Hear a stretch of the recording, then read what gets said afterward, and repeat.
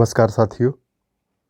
रूस और यूक्रेन की लड़ाई ये बड़ा अभी के समय में ज्वलंत मुद्दा बनकर सामने आया है और इसका कारण है कि यूक्रेन पर रूस एनेक्स करने के लिए अपना सैनिक भेज चुका है। तो ये अभी समझिए कि हॉट टॉपिक है। Сломались, пацаны. Сломались. Закончил, сорян. Можно оттащить на Россию обратно. А вы хоть знаете, куда вы едете? Нет, Куда? я нет. На Киев, блядь, хуярите. Да. А что там по новостям говорят? Ну, у вас пока все на нашей стороне. Ваши и плен сдаются хорошо. Потому что тоже пацаны не знают, куда ехать, блядь. И я вот всю колонну пообспрашивал, таких как вы, никто не в курсе вообще, кто куда едет.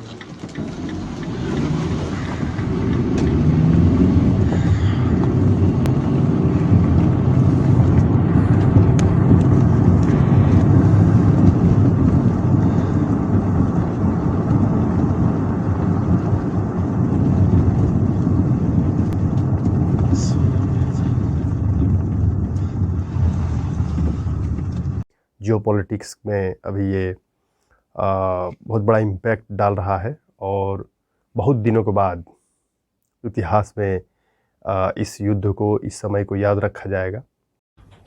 Russia overnight launched its long-anticipated attack on Ukraine, striking military posts across the country. An unprovoked war in Europe is now underway. The assault began with an angry message from President Vladimir Putin broadcast in the middle of the night.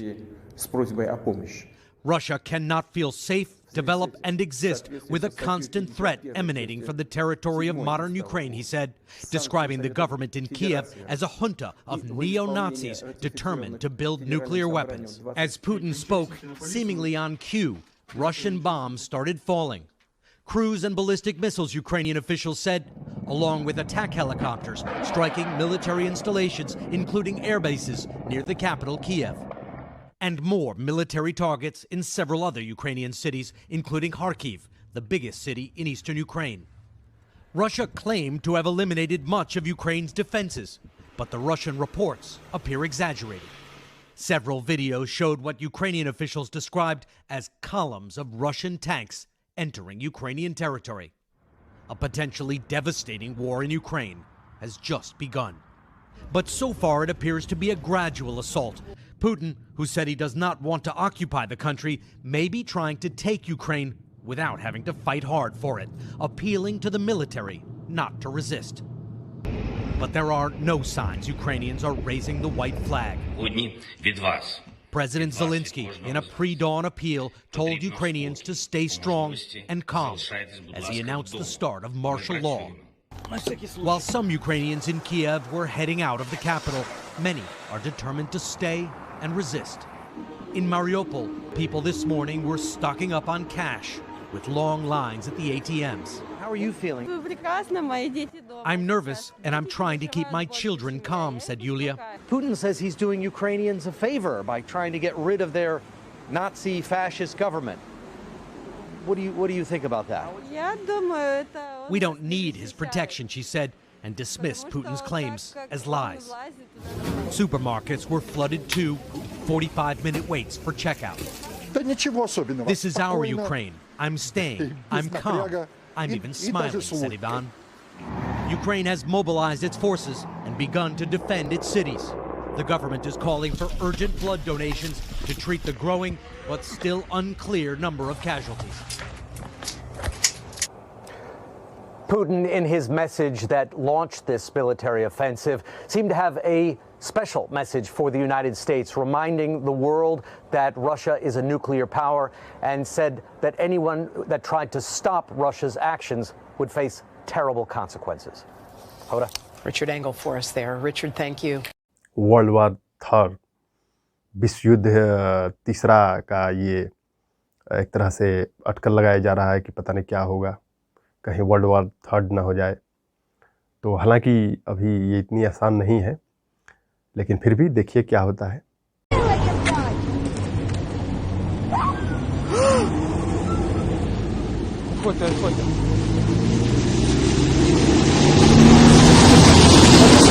Надя, не знімай!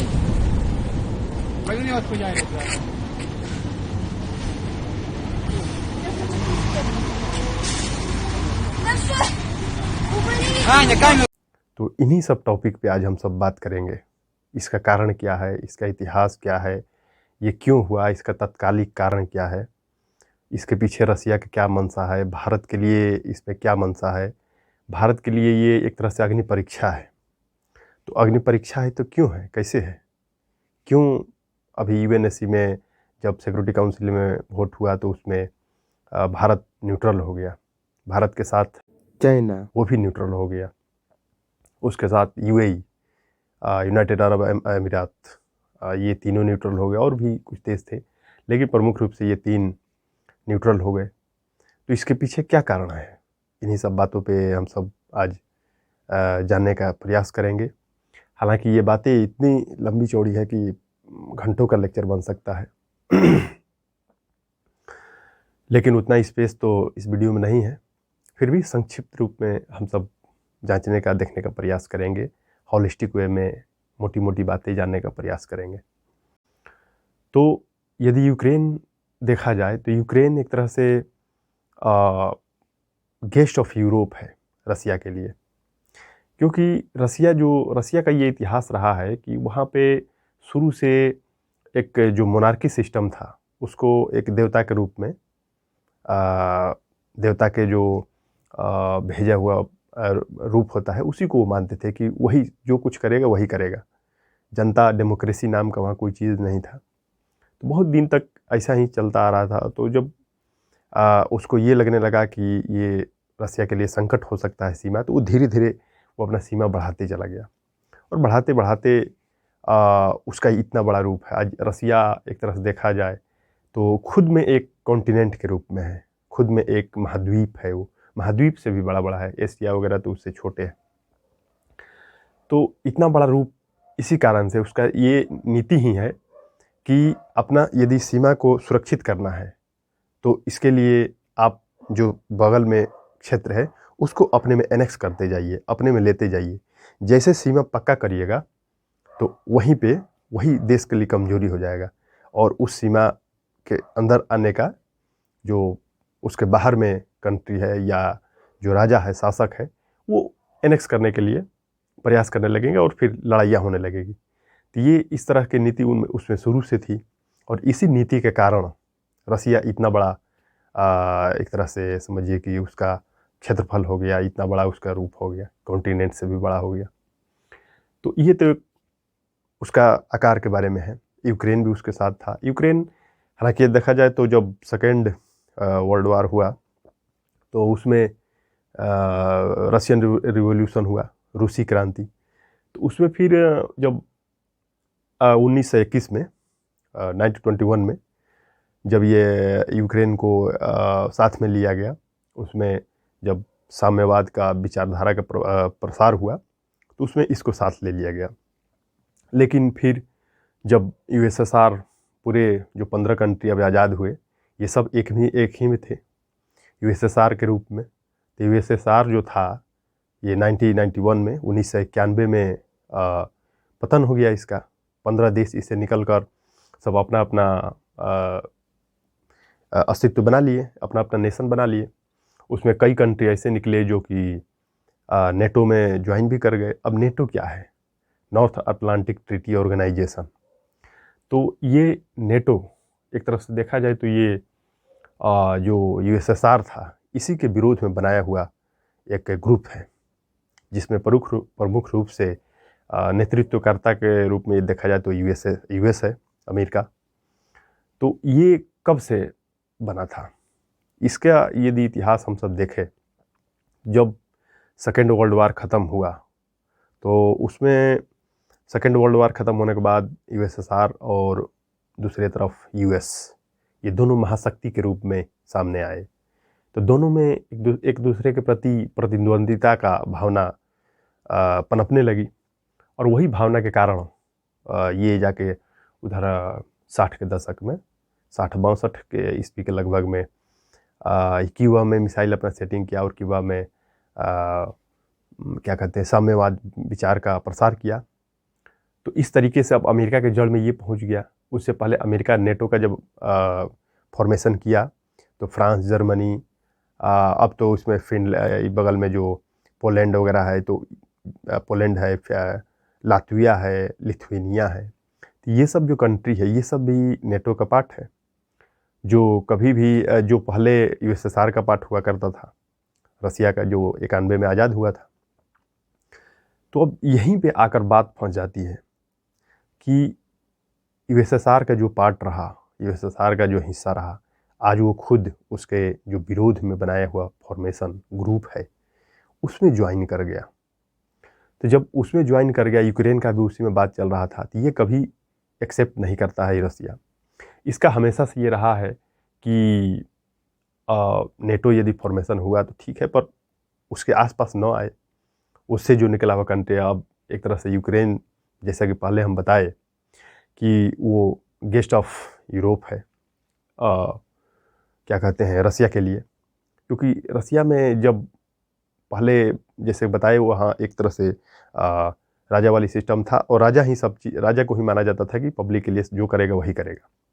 तो एक तरह से बंद economy था, उसका जो समाज था पूरे वर्ल्ड से कटा हुआ था। तो बोल्शेविक क्रांति हुई, जब रशियन रिवॉल्यूशन हुआ, तो उसमें फिर वहाँ पे साम्यवाद और समाजवादी विचारधारा का प्रसार हुआ। लेकिन उससे पहले जब बंद था तो उस समय वहाँ के जो पब्लिक थे उसमें धीरे धीरे जागृति जगी, और यूरोप से अपने को कंसल्ट किए। तो यूरोप उस समय डेमोक्रेसी और उधर क्या कहते हैं ग्रीस और बेंजान्टाइन जो एम्पायर था, उसके कारण भी वहाँ पे बिल्कुल इससे अलग व्यवस्था थी, और एक विकसित के रूप में विकसित अर्थव्यवस्था, और वहाँ का जो स्थिति था सामाजिक स्ट्रक्चर, वो भी एक यहाँ के बनिस्बत डेवलपमेंट ज़्यादा था। तो ये सारी कारण से ये भी चाहा कि हम भी यूरोप में शामिल हों और यूरोप से अपना अर्थव्यवस्था को जोड़ें, अपने देश को जोड़ें। तो धीरे धीरे फिर उसका कारण ये हुआ कि यूक्रेन जो था उसके एक संक्रमणकालीन जो स्थान होता है, यानी एक तरह समझिए कि दोनों के बीच में आने वाला ये स्थान है यूक्रेन। तो यूक्रेन को जब ये साथ रखा और यूक्रेन को अपना समझा, यूक्रेन में भी जो आज यूक्रेन जिसको बोलते हैं, वहाँ पे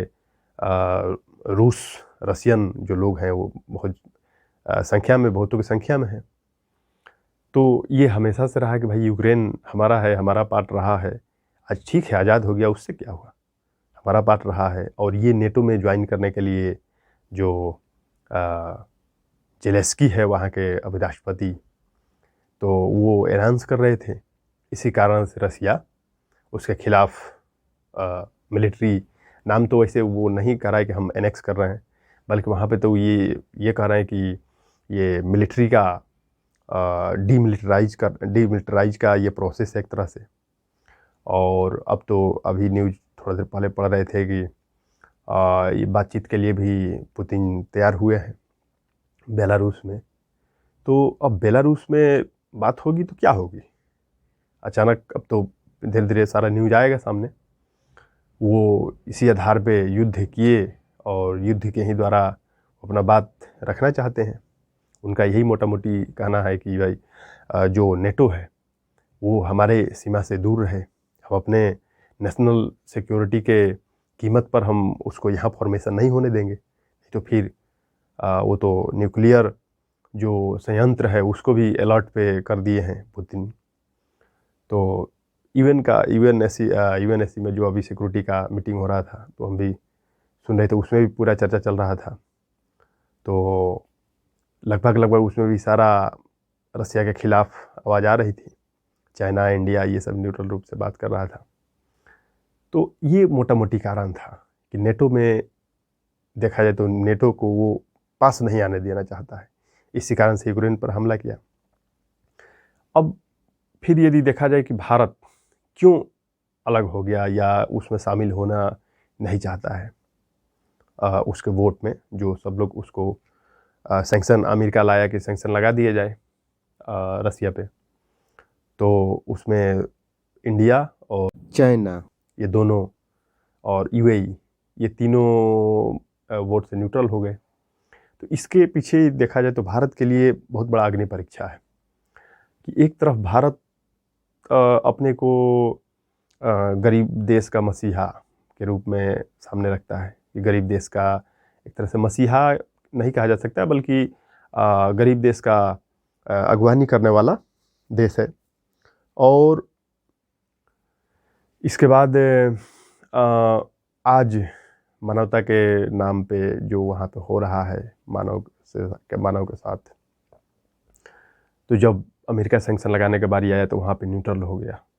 आज जिस तरीके से पुतिन वहाँ पे कार्रवाई कर रहे हैं मिलिट्री द्वारा, वहाँ जो हो रहा है, तो वो बिल्कुल वहाँ के फ़ोटो और वीडियो देखने के बाद किसी का भी दिल दहल सकता है। जिस तरीके से एक आम पब्लिक, गरीब बच्चे, उनका क्या दोष, और वो उनका बहुत भीषण रूप से कोई क्या कहते हैं बड़े बड़े नीचे ज़मीन में जगह बनाकर या मेट्रो का जो अंडरग्राउंड जगह है उसमें छिप छिप कर अपना टाइम पास कर रहे हैं। जो इंडिया के विद्यार्थी लोग हैं उन पर भी बहुत बड़ा समस्या आया हुआ है। वो तो पैदल अभी वहाँ पे फ़्लाइट उतरने का जगह भी नहीं है, और वहाँ पे जो इंडियन विद्यार्थी है वो लोग को पोलैंड और क्या कहते हैं बेलारूस, रोमानिया में एयरपोर्ट पकड़ के भारत में आने के लिए व्यवस्था किया गया है।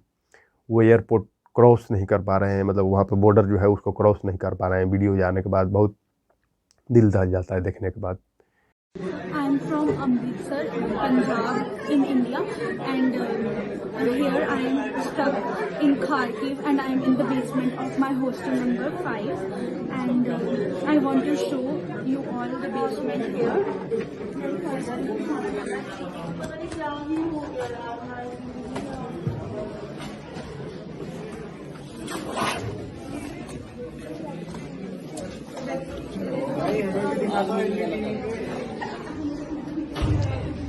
There are approximately 500 students here stuck in the basement right now. This is the video of our basement.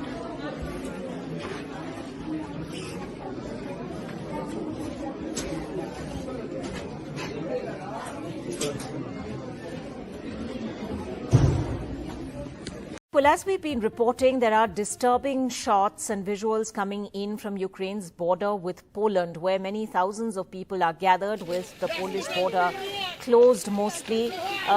Now visuals coming in of Ukrainian border guards actually misbehaving with some Indian students who reached the Ukraine-Poland border. In fact, students are alleging that they were even assaulted by some of these guards, and that appears to be what you can see in these visuals. A student carrying a suitcase is actually kicked by someone who appears to be in some kind of fluorescent uniform.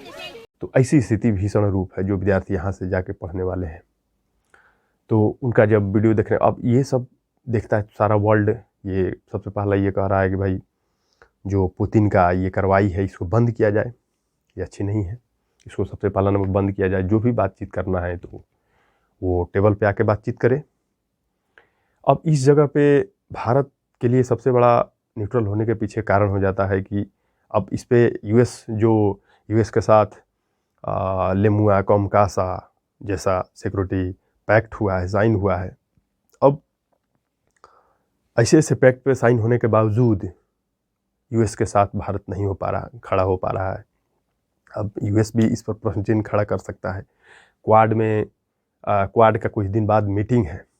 अब quad में meeting जब होगा Japan में, तो उसमें Japan है, Australia है, US है, उसमें इधर से भारत है।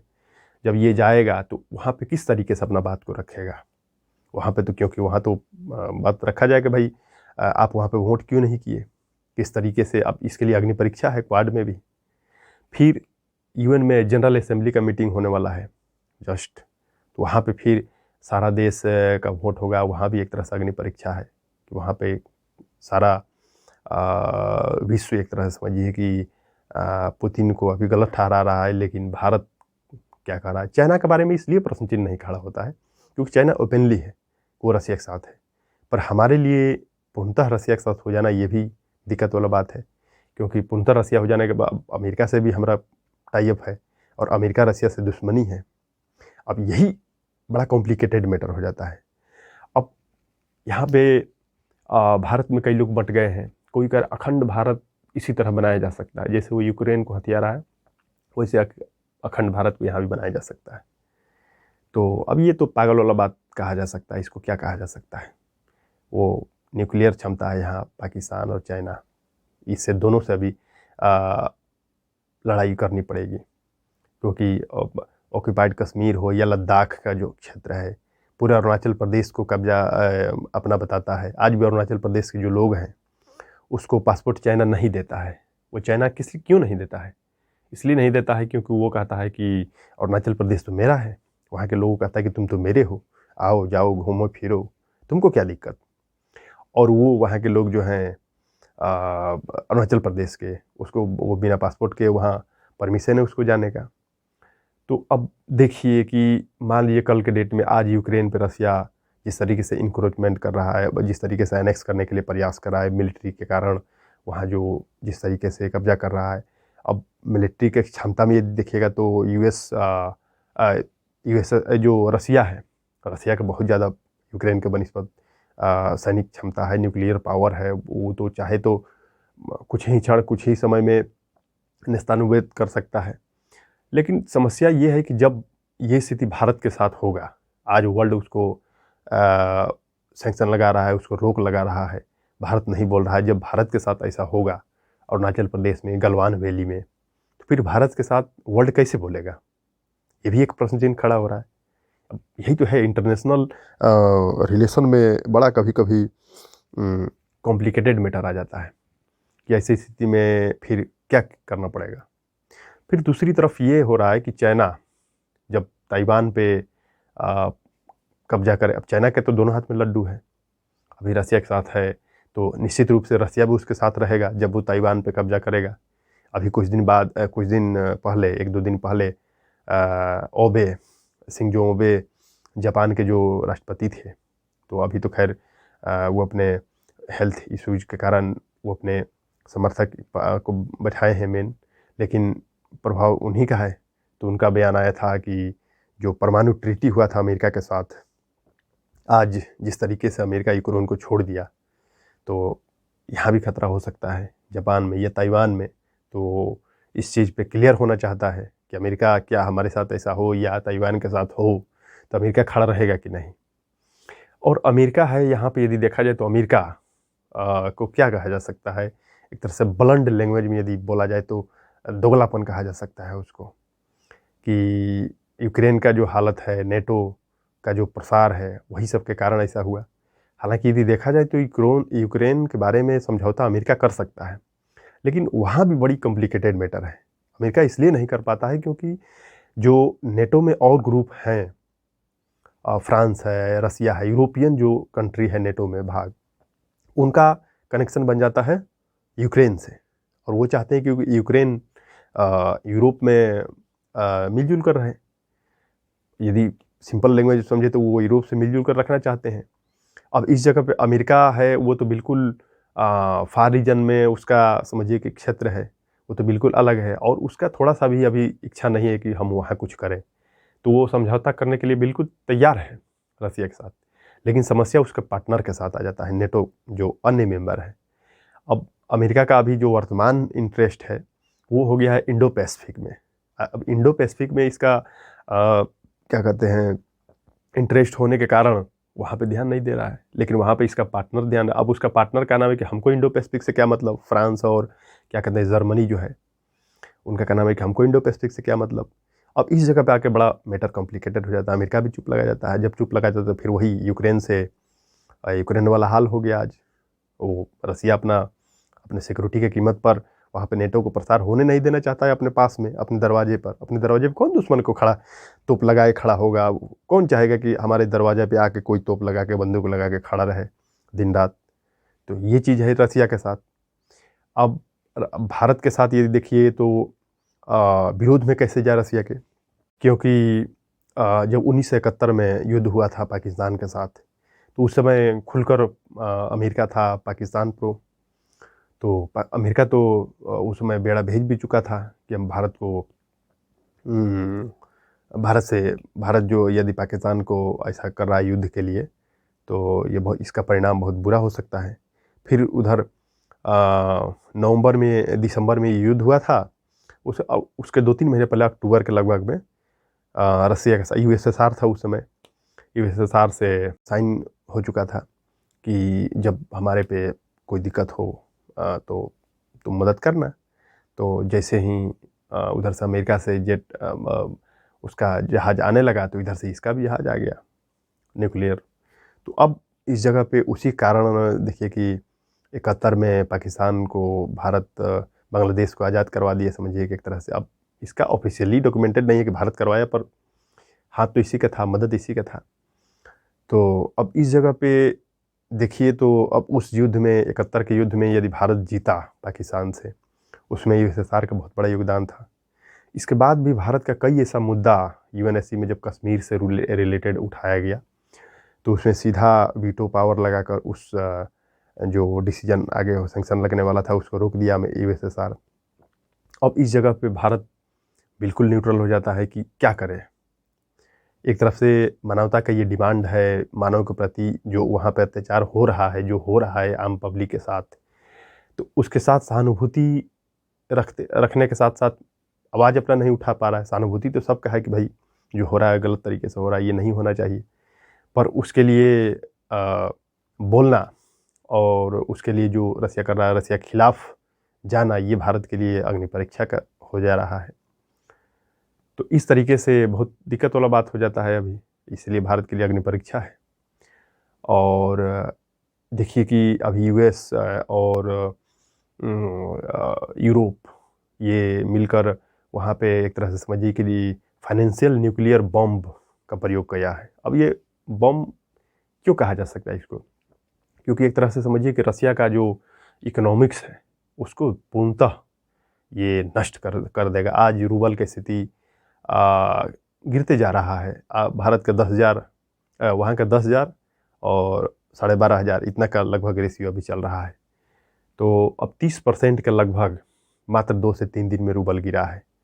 तो यहाँ भी देखिए स्ट्रेटजिक कितना मतलब किस तरीके से यूएस रसिया के साथ खेला है, और यूएस या यूरोप कि उसका जो, और ऊपर से जो रसिया में अमीर लोग हैं, वो अमीर लोग को अब जैसे कि रसिया में दिक्कत होता, इकोनॉमिक्स में दिक्कत होता, तो इकोनॉमी जब गिरने लगता, रुपया गिरने लगता, तो वहाँ के अमीर व्यक्ति गोल्डन वीज़ा लेकर पासपोर्ट लेकर और यूरोप में बस सकते थे।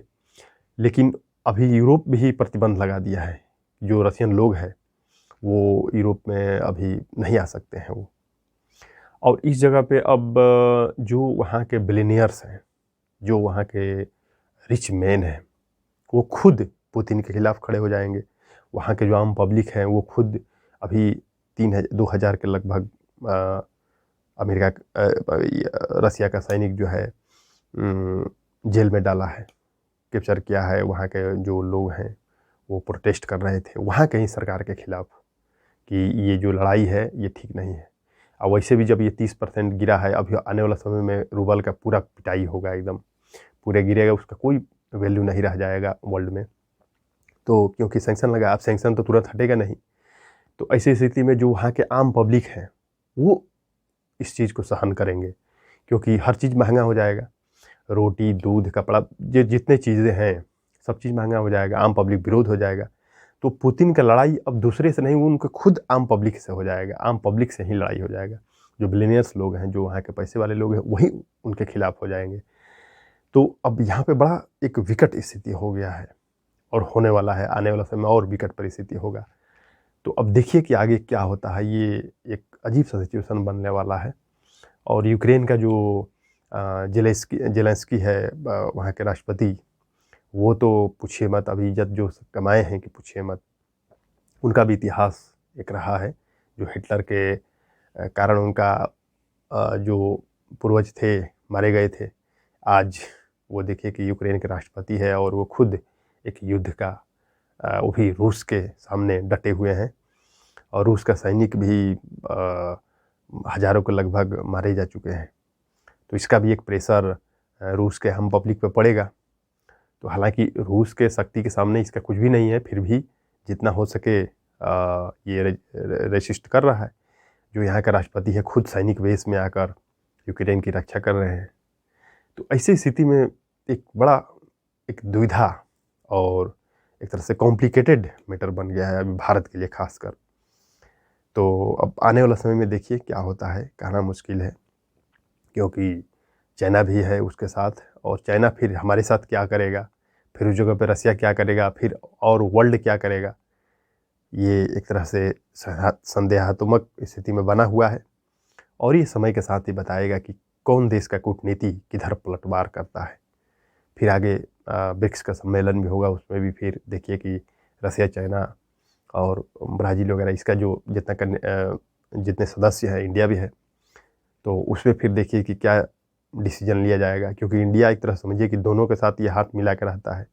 आज देखिए कि 1947 में जब देश आज़ाद हुआ और 53-51 के लगभग जवाहरलाल नेहरू गुटनिरपेक्ष की नीति अपनाए, तब से आज तक भी भारत को उस नीति से बाहर नहीं निकल पाया। भारत आज भी भारत को गुटनिरपेक्ष की नीति पर ही चलना पड़ रहा है, क्योंकि ऐसी स्थिति है, ये दोनों में किसी तरफ नहीं जा सकता है। पर आने वाला समय में इसका क्या रुख होगा, किस तरीके से अपने को एक वर्ल्ड लीडर के रूप में, वर्ल्ड को ऑर्गेनाइज जैसे कि अमेरिका है वह अपने को एक लीडर के रूप में मानता है, तो वो तो एक इकोनॉमिक्स अर्थ व्यवस्था में मजबूत है, इस आधार पे वो मानता है। पर भारत एक गरीबों का देश का अगवानी करने वाले देश के रूप में अपने को मानता है। तो अब आगे आने वाला समय में इस पर किस तरीके से प्रश्न चिन्ह खड़ा किया जाएगा, ये एक बहुत विकट स्थिति होगा। तो अब देखिए समय बताता है क्या होगा। एक मोटा मोटी हम लोग समझने का प्रयास किए हैं, बहुत सारी बातें और भी थी, इतने कम समय में नहीं बताया जा सकता है, लेकिन फिर आगे जब समय मिलेगा तो वीडियो बनाएंगे, उसमें कुछ बात रखने का प्रयास करेंगे इसी तरह। तब तक आप सभी को बहुत बहुत धन्यवाद, शुक्रिया।